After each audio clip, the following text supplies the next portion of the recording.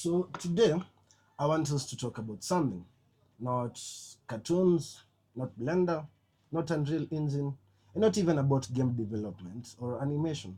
I want us to talk about our society, our beautiful country, Kenya. We're slowly heading to June. Na ini lete mwenye kila msichana feel you need to go outside, protest against the government, be anti-government. Yeah, there's a reason why we're doing that, because we're trying to fight for our freedom as a society, but also we have to tell ourselves the truth. Lazima tujiambie ukweli. Like, yes, government is a big, there's a big problem with our government, but to be honest, government is not like the only problem we have. Like, it's not si gava peke yake ndio shida yetu. We have a lot of problems that we should address as a society, because if we make it feel like the government ati ndio the only problem iko, tutaendelea tu hate against the government, and it will be like this blind hate, and you're like, we just hate them, we hate them, but that's not the case. Okay, but to maybe try and make more sense, let this incredibly handsome guy explain it to you. Sai tuko at a point where we are saying we want to change the nation, we want to make our country a better place. Now, we are so quick at blaming the government for this and that, this and that. Yes, the government is like wakona makosa yao kama milioni mbili, but they are part of the problem. They're not the whole problem, because unapaswa kuelewa the government is a reflection of who you are as a society. Kama nyinyi mnafeel kiongozi wenu ni mwizi, ni because maybe kwa hiyo society yenu nyinyi wasemea lao watu kama hao to get to a certain point. Mkisema mtu ni muongo ni because mmecreate society yenye ni empower waongo. So amwezi kwa so fast kupoint kila msi ule no. Tuanzie hapo hivi. Who are we as a society? We are a society that empowers people who are liars, people who are manipulative, people who don't work hard. Ni sawa. So tutabadilisha kiongozi, we'll just get somebody to replace him, not somebody who will bring us change.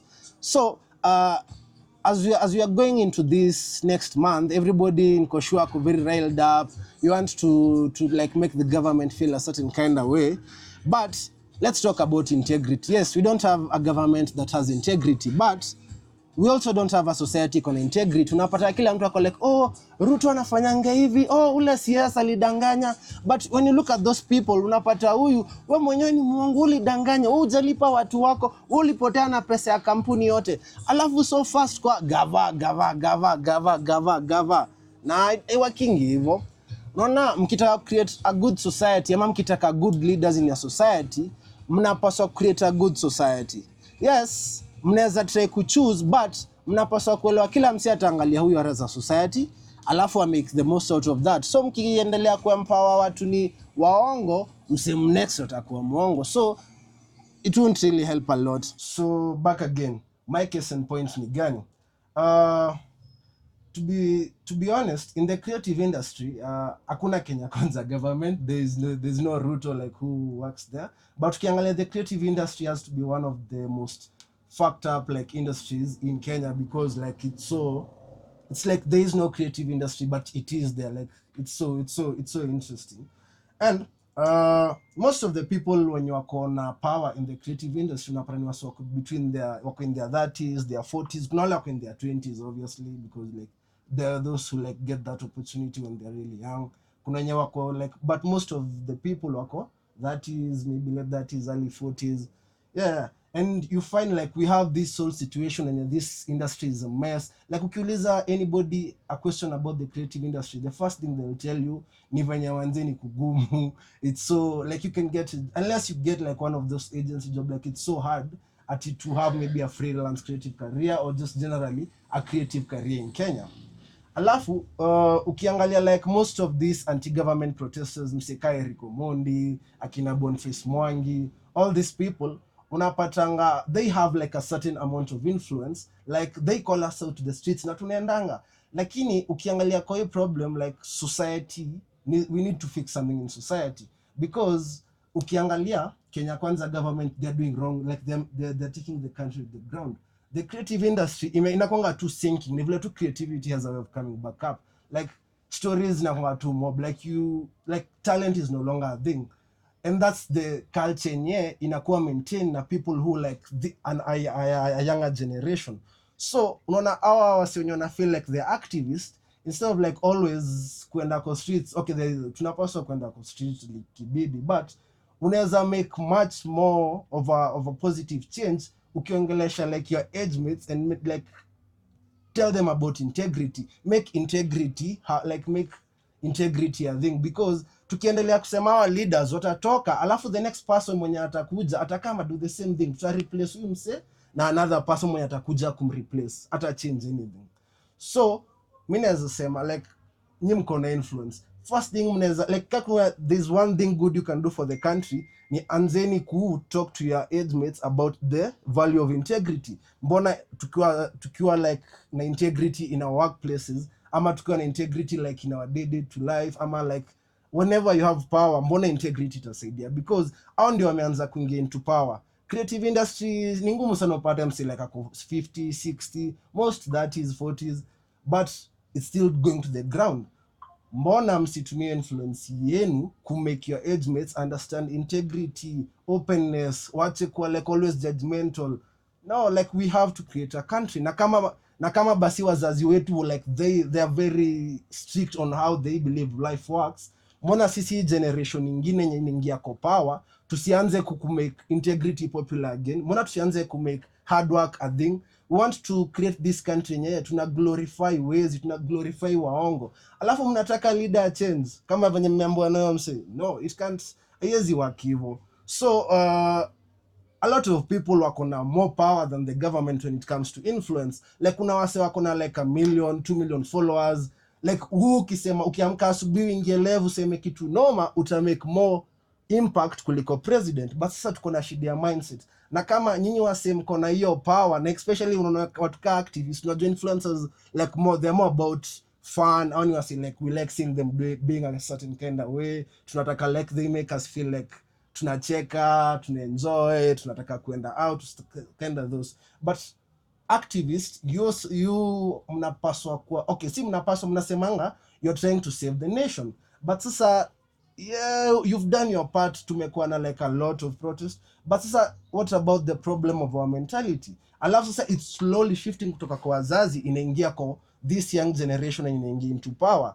Alafu sasa ukiona nyinyi millennials mnaingia into power and then you want to go and continue those same greedy ways zenye zimekuwa na hawa say before us, hakuna kitu ita change. Na there's only so much you can do with our parents to make them change, because ukiamini something for like 40 years ni ngumu sana kufanya change within like 2-3 years. But sasa sisi when we are getting in power, like you know what this like, umeona damage yenye kitu inafanya, mbona usitumie influence yako kuanza kuchange mindset za wase? Si kila time unatuambia tuende kwa streets, we go fight again, like yes we can do that, na kila mtu anajua si kawa Kenya we can do that like vibaya sana.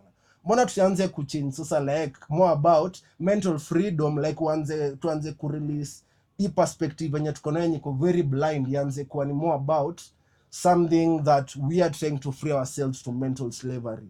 Yes, kuna hii slavery yenye iko like the government na tutesa, but sasa nyinyi mnahandanga gava kila wakati, like utapata umse ni mwongo, lakini anakuja anakuambiaje tuende tutengeneze cartoons za Kasongo like na hatuwezi fanya hivyo, calling him a liar. Tunataka tutengeneze cartoon tukumuita mwongo, well you yourself you are a liar, hujanilipa hii kazi unataka nikufanyie, then you want us to go and make like funny cartoons about the president who lied, and you're also doing the same thing. No, my point is tujaribu tufanye something like ni more like kuna genuine freedom. See, we are trying like to protest. To be honest, protest that to a certain point.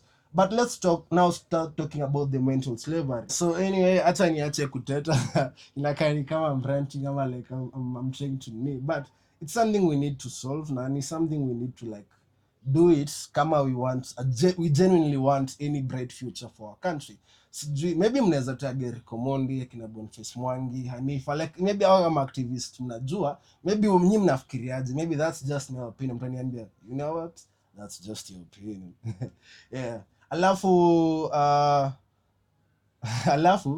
kuna please kuna msema kwa kini harass, please stop calling my mom like unakaa ukimsumbua usiku just because like I tried to hold you accountable. So unafanya manzi hadi naanza kupigia sijui dinwe shule fulani sijui just tell my mom like we are doing this, it's a normal thing, people do this.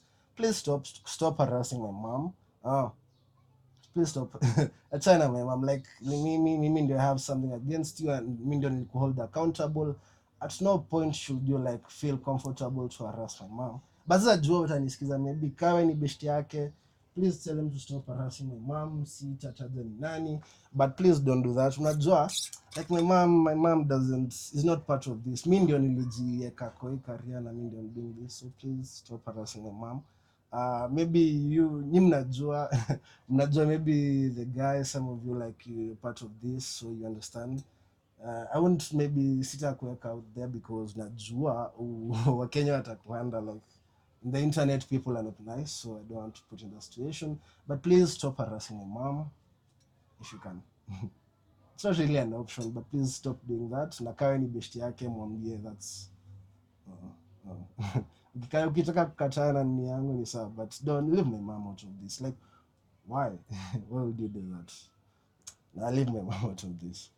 Kuna mswahili fulani alisemanga ni ngumu sana kuacha ulichopigania.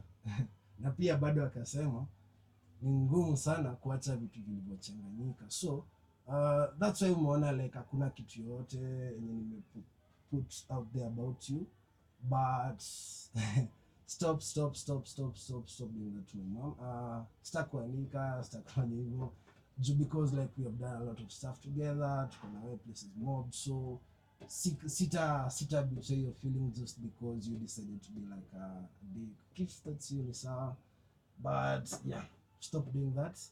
Yeah,